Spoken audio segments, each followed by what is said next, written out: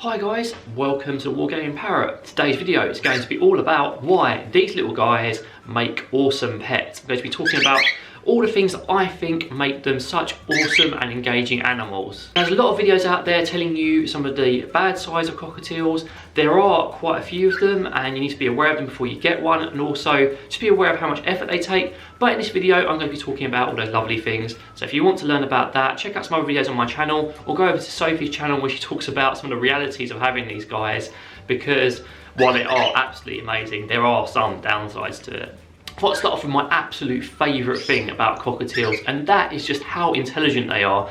Often smaller parrots get sort of labelled as silly or not as bright as their larger counterparts, but these guys are incredibly intelligent. I don't know if you've seen some of my shorts that I do and training I do with Chip and Fish, and some of the behaviours they've learned to do in quite a relatively short amount of time, so they're not that old.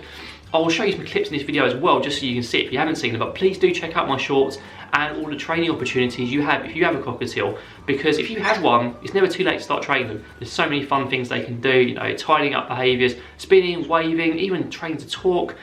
Oh, you know, I could go on for ages. They're just amazingly intelligent.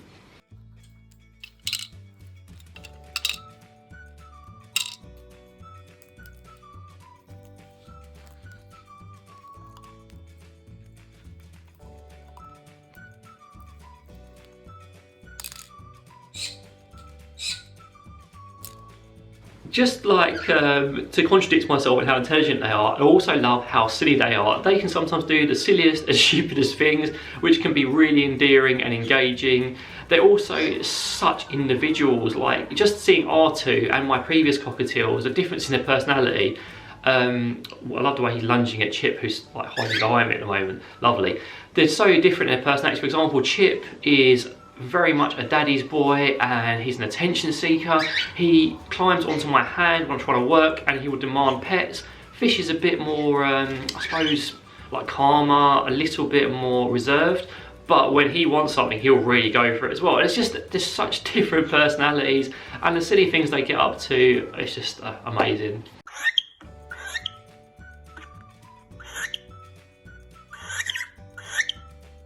Now you may not know this, but cockatiels are part of the cockatoo family, and as such, well, you probably all noticed, they have this beautiful crest.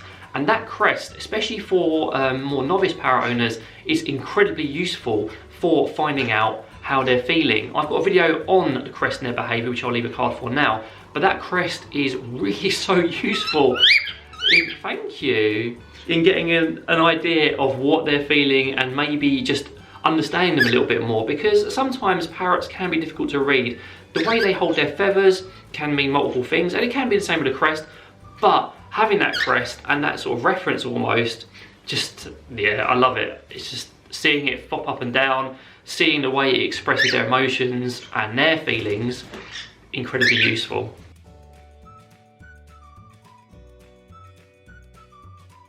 Now Chip's just flying back and forth from the curtain rail while Fish is just happy sitting with me, so I'll let them get on with what they want to do while I'm filming. The next point I want to make is about poops.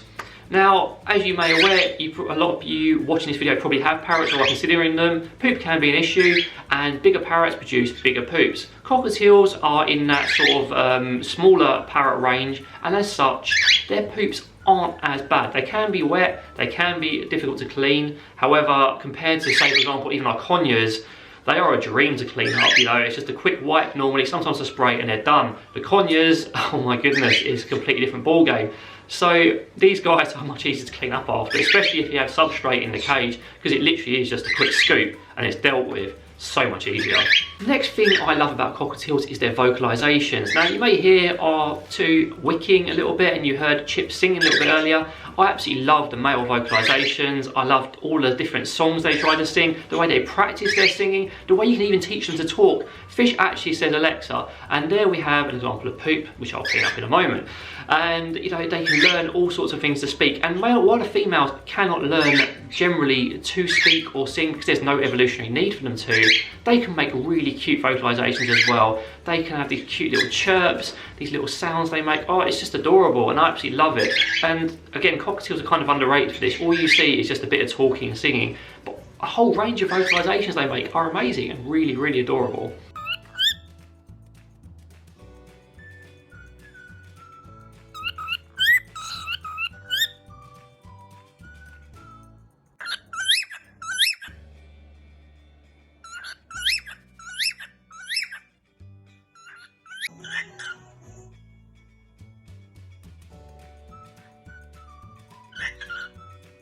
Now Chip just had a poop on me, and he clearly knows that I put on a fresh top for filming, but I cleaned it up because, like the last point, it's quite easy.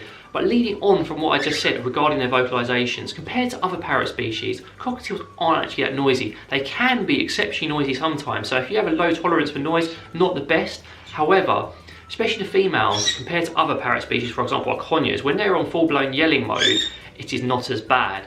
And I know it may be a bit of an unfair comparison because, again, if you compare them to, say, for example, budgie, they're not as they're noisier than them. But if you are comparing some other parrots, yeah, it's a lot more tolerable. I find our cockatiels noise a lot more tolerable than our conures when they're on full-blown screm mode because there's crows or whatever else going on. So yeah, it is good to have less noise sometimes, especially when you're trying to do some work or filming. Now, another thing I absolutely love about cockatiels is their appearance. I absolutely love the way they look, especially these colour mutations we have here, which is traditional grey and pied. You've just got these lovely colours all over them. Fish even has hints of blue when you look at its feathers sometimes.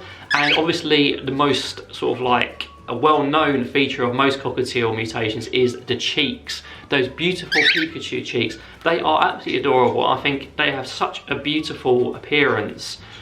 And I know it's a kind of a vain point, but I really love it. I really love the way they look. And I don't have a problem with their like the white mutations where they don't have any cheek patches. They're all absolutely lovely.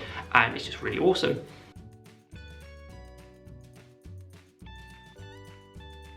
Now, my final point, and something that Sophie probably loves a little bit more than me, is they leave you little gifts. And I'm not talking about poops here, I'm talking about the feathers.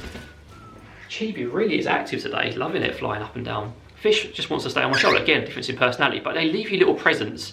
This, for example, is a little present that Chip left us recently. It's a molted tail feather. And when they molt, you can collect these up. Sophie's actually trying to collect up a load of cheek feathers so she can like make a piece of jewellery for it. I like to take some of the feathers for like the wings and tail when they molt them out and leave them on my desk. It's just kind of cute. And yeah, they leave you little gifts. So if you collect them up, you can make little ornaments. Or if you collect them up over a lifetime, maybe you can make yourself a cushion. Very cool.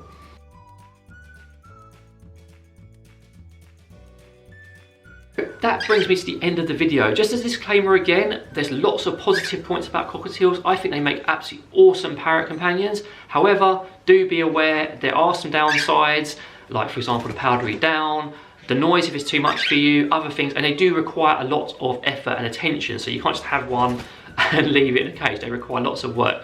But if you're prepared for that, I think they make one of the best parrot pets you can have. If you have any comments or questions, please feel free to leave them down below. Again, if you have any other awesome factors about cockatiels you want to share with everyone, again, happy to hear from them. I love gushing about our cockatiels. But in the meantime, I hope you all have a really awesome day. Take care and see you later.